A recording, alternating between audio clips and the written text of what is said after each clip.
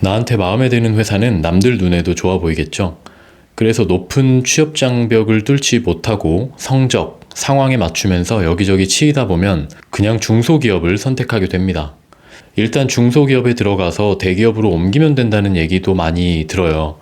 취업 준비를 하다 보면 마음이 이제 급하게 되니까 이런 얘기들이 귀에 더 쏙쏙 박히게 되죠. 그런데 이게 옳은 선택일까요? 오늘 영상에서 제가 느꼈던 중소기업의 현실, 그리고 그럼에도 불구하고 제가 6년을 넘게 근속할 수 있었던 그 이유에 대해서 말씀드려 보려고 합니다.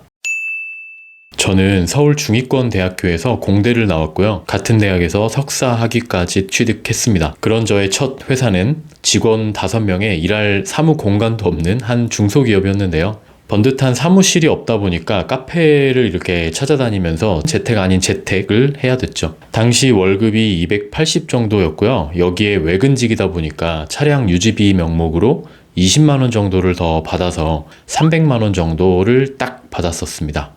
사실 적은 급여는 아니었죠. 그런데 제가 석사학위를 취득을 하다 보니까 2년이 늦어져 가지고 당시에 같은 대학 동기 친구들은 대부분 대기업에서 자리를 잡아놓은 상태였어요. 그래서 취업에 성공을 했지만 참 심란했었던 그런 기억이 있습니다. 네, 그런데 사실 회사를 다니다 보니까 현실은 더욱 냉혹했습니다. 통계만 봐도 현실이 얼마나 냉정한지 보여주는데요. 대기업이랑 중소기업 월 평균 임금 차이에 대한 통계를 보면요. 임금이 한 2배 정도 차이가 납니다. 이것뿐만 아니라 사실 복지 격차는 더 심각해요. 심지어 대기업은 저급여에다가 점심도 주고요. 복지 포인트도 줍니다. 통계적으로는 복지가 이제 금액으로 환산을 해보면 3배 정도 차이가 난다고 하는데요.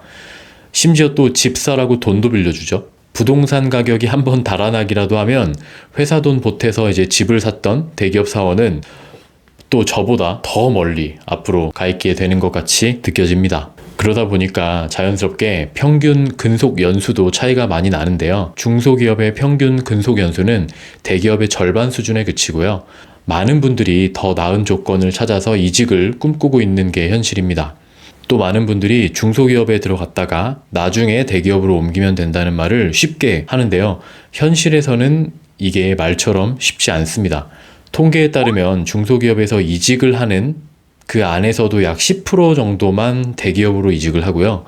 대부분은 다시 비슷한 규모의 기업으로 옮기는 수평 이동에 그친다고 합니다. 현실은 이렇게 냉혹하죠. 중소기업의 또 다른 큰 단점 중에 하나는 시스템이 없다는 건데요. 실제로 저의 경우에는 직원이 5명 뿐이다 보니까 말 그대로 한 사람이 멀티플레이어를 했어야 됐는데요.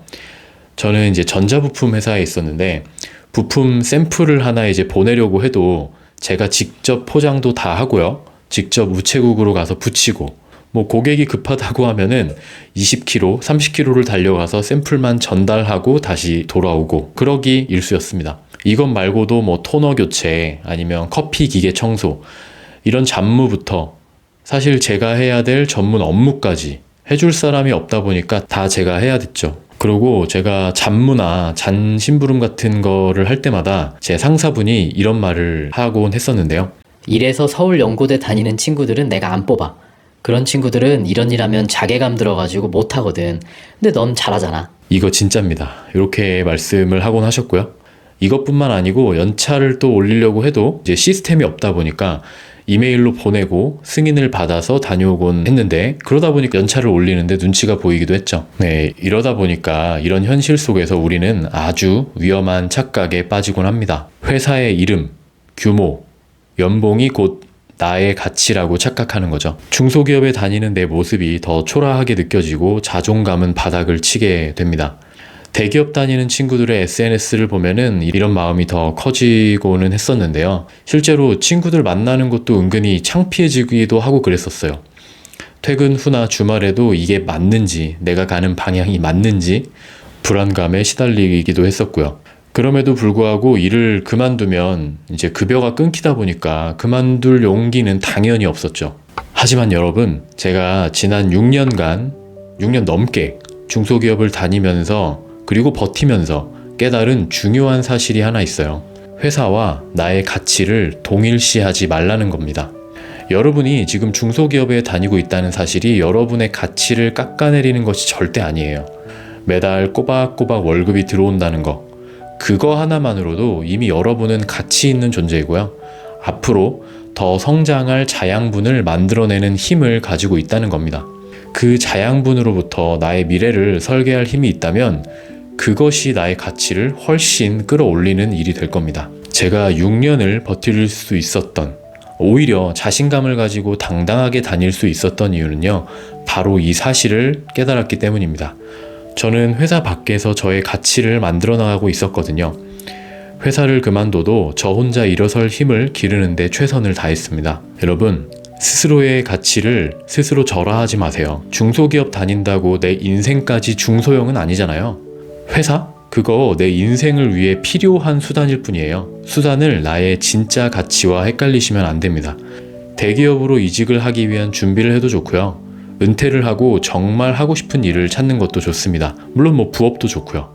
저는 어차피 이제 대기업을 가더라도 결국 회사니까 은퇴 압박이 언젠가 있을 텐데, 그럴 거면 차라리 지금부터 준비하자, 이런 생각으로 가게를 하게 됐는데요. 사실 그게 뭐든 상관없습니다. 각자 인생의 가치를 끌어올리는데 퇴근 후의 시간을 활용을 하시면 그게 가치를 끌어올리는 과정이 되는 거예요. 대기업으로 시작하면 물론 좋겠죠. 근데 대기업을 다니면 그 안에 갇혀서 오히려 그것이 본인의 가치의 전부라고 착각을 하고 인생의 가치에는 신경 쓰지 않는 경우가 많아요. 오히려 점점 더 회사의 연봉이 높고 복지가 좋다 보니까 거기에 기대어서 스스로 일어설 힘을 기를 시간도 그리고 의지도 없어지죠. 대기업도 결국에 40대 후반부터는 은퇴를 고민을 해야 될 텐데 그거를 잘 모르는 거죠. 좋은 환경에 갇혀 있다 보니까요. 적어도 우리는 중소기업을 다니더라도 인생의 가치와 회사의 가치가 별개라는 사실은 알게 된 거잖아요. 그러니까 오늘도 낙담하지 마시고요. 대기업 다니는 친구 부러워할 시간도 아깝습니다. 스스로의 가치를 믿고 한 걸음 한 걸음 나아가시기 바랍니다. 중소기업의 현실은 가혹하지만요. 그 속에서 나를 잃지 않고 성장해 나가야 합니다. 그런 여러분을 저는 언제나 응원하고 있겠습니다. 오늘 영상은 여기까지이고요. 앞으로도 저는 직장인과 초보 창업자를 위한 귀중한 영상으로 찾아오도록 하겠습니다. 그럼 다음에 또 봬요.